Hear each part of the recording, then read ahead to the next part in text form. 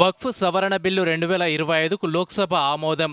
బిల్లుపై 14 గంటల పాటు సుదీర్ఘ చర్చ. అనుకూలంగా 288 మంది, వ్యతిరేకించిన 232 మంది ఎంపీలు. దేశంలోకి విదేశీయుల రాక, నివాసాన్ని నియంత్రించేందుకు ఉద్దేశించిన వలసలు, విదేశీయుల బిల్లు 2025 పార్లమెంట్ ఆమోదం.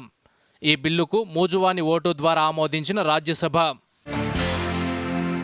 నేడు రాజ్యసభలో వక్ఫ్ సవరణ బిల్లుపై చర్చ కోసం 8 గంటలు కేటాయింపు.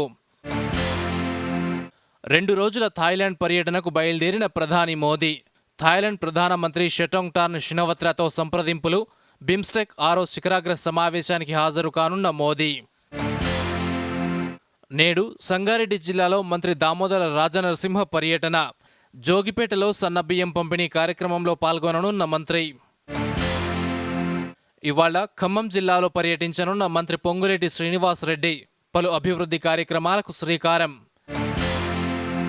మూసీ నది పొడవునా నిర్మాణ అనుమతులు, మౌలిక సౌకర్యాల అభివృద్ధిపై ప్రభుత్వం ఆంక్షలు.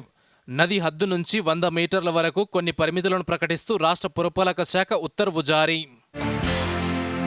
లేఅవుట్ క్రమబద్ధీకరణ పథకం ఎల్ఆర్ఎస్ గడువును పొడిగించిన రాష్ట్ర ప్రభుత్వం. ఈ నెల 30 వరకు పొడిగిస్తూ ఉత్తర్వులు జారీ చేసిన పురపాలక శాఖ ముఖ్య కార్యదర్శి దానకిషోర్. ఆదిలాబాద్లో విమానాశ్రయం ఏర్పాటుకు వాయుసేన సూత్రప్రాయంగా అంగీకారం. ఆదిలాబాద్లో విమానాశ్రయం ఏర్పాటు చేస్తే వాయుసేన శిక్షణ కేంద్రాన్ని ఏర్పాటు చేసే అవకాశాన్ని పరిశీలిస్తామని రాష్ట్ర ప్రభుత్వానికి లేఖ.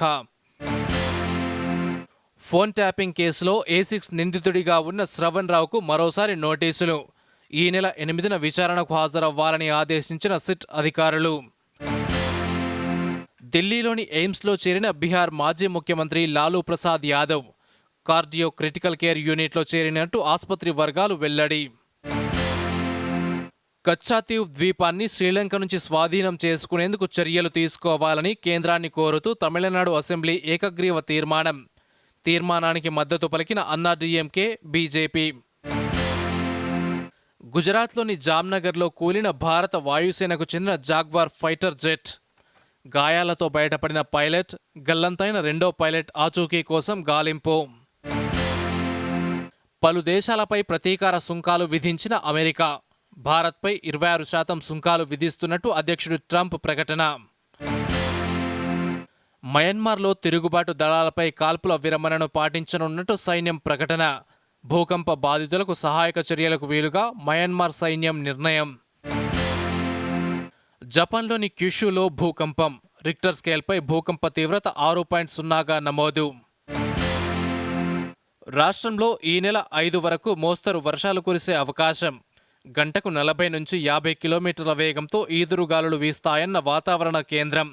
ఉత్తర తెలంగాణ జిల్లాలకు ఆరెంజ్ హెచ్చరికలు జారీ. దేశవాళీ క్రికెట్లో ముంబై జట్టుకు గుడ్ బై చెప్పిన టీమిండియా క్రికెటర్ యశస్వి జైస్వాల్. 2025-26 సీజన్లో గోవాకు ఆడాలని నిర్ణయం.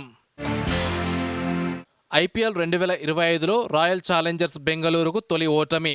8 వికెట్ల తేడాతో ఆర్సీబీపై గెలుపొందిన గుజరాత్ టైటన్స్. నేడు ఐపీఎల్ 2025లో కోల్కతా నైట్ రైడర్స్తో తలపడనున్న Sunrisers Hyderabad. Eden Gardens వేదికగా రాత్రి 7:30 మ్యాచ్.